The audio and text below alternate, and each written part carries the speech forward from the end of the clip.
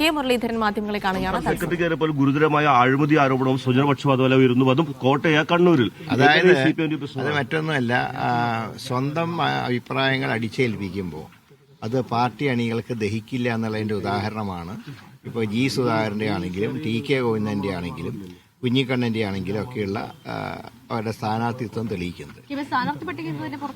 ഇന്ന് രാത്രിയോ നാളെ കാലത്തുമായിട്ട് പുറത്തു വരും. ഈ സ്ഥാനാർത്ഥി പട്ടിക വൈകുന്നത് ഒരു പ്രശ്നമുണ്ടാക്കുന്നുണ്ടോ പ്രചരണത്തിന്? ഇല്ല, ഒരു പ്രശ്നവുമില്ല.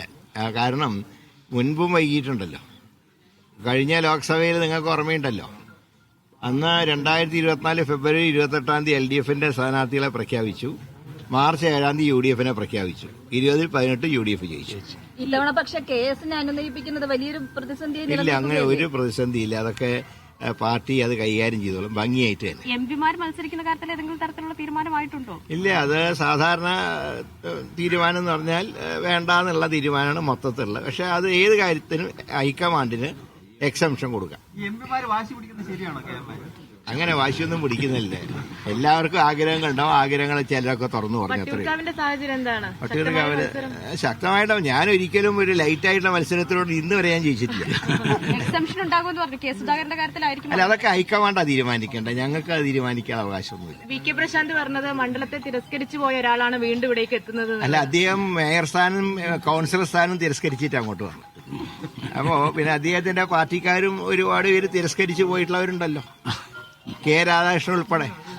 ചരിത്രം പറയുകയാണെങ്കിൽ കുറെ ഉണ്ട്. എല്ലാ പാർട്ടിക്കും ഉണ്ട് ആ ചരിത്രം. അത് കെ മുരളീധരൻ മാത്രമല്ല. കോൺഗ്രസിലെ സ്ഥാനാർത്ഥി തർക്കത്തിന് ഇന്നൊരു പരിസമാപ്തിയാകും എന്നുള്ളത് തീർച്ചയായിട്ടും.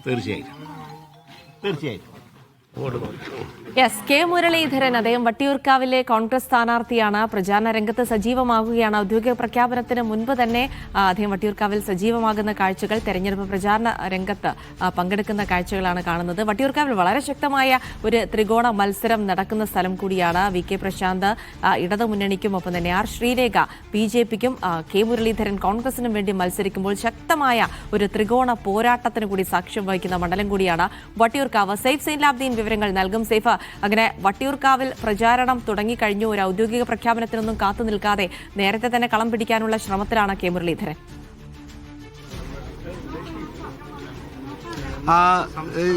ജിൽസി, അത് കെ മുരളീധരൻ നേരത്തെ തന്നെ മണ്ഡലത്തിൽ സജീവമായിരുന്നു. കഴിഞ്ഞ ഏതാണ്ട് ഒരു 2-2.5 ആഴ്ചക്കാലം കൊണ്ട് തന്നെ അദ്ദേഹം സജീവമായിരുന്നു. പക്ഷേ സ്ഥാനാർത്ഥിയെ പ്രഖ്യാപിക്കാത്തത് കൊണ്ടാണ് വീടാന്തരം കയറിയുള്ള ഒരു വോട്ട് തേടലിലേക്കൊന്നും അദ്ദേഹം കടക്കാതിരുന്നത്. മണ്ഡലത്തിലെ ഒരു പരിചിതമായ സ്ഥലമാണ്. അദ്ദേഹം നേരത്തെ MLA ആയിരുന്ന സ്ഥലമാണ്. മണ്ഡലത്തിലെ പ്രമുഖരെയും മതസാമുദായിക നേതാക്കന്മാരെയും എല്ലാം കണ്ട് വ്യക്തിപരമായി അദ്ദേഹത്തിന് ഉറപ്പിക്കാൻ കഴിയുന്ന വോട്ടുകളെല്ലാം ഉറപ്പിക്കുന്ന തിരക്കിലായിരുന്നു കഴിഞ്ഞ ദിവസങ്ങളിലെല്ലാം ഉണ്ടായിരുന്നത്. ഇന്നിപ്പോൾ ഔദ്യോഗികമായി സ്ഥാനാർത്ഥികളെ പ്രഖ്യാപിക്കുമെന്ന അറിയിപ്പ് വന്നതിന് പിന്നാലെയാണ് അദ്ദേഹം ഔദ്യോഗിക പ്രചരണം ആരംഭിച്ചിരിക്കുന്നത്. അത് വട്ടിയൂർക്കാവിലെ അദ്ദേഹത്തിന് നേരത്തെ പരിചയമുള്ള സ്ഥലങ്ങൾ കേന്ദ്രീകരിച്ചുകൊണ്ട് തന്നെയാണ് അദ്ദേഹം വീടുകൾ കയറിയുള്ള ഒരു പ്രചരണ പരിപാടിയിലേക്ക് നീങ്ങുന്നത്. നമുക്കറിയാം, കേരളത്തിൽ ഏറ്റവും ശക്തമായ ത്രികോണ പോരാട്ടം നടക്കുന്ന മണ്ഡലങ്ങളിൽ ഒന്ന് തന്നെയാണ് വട്ടിയൂർക്കാവ്. സംശയമില്ല.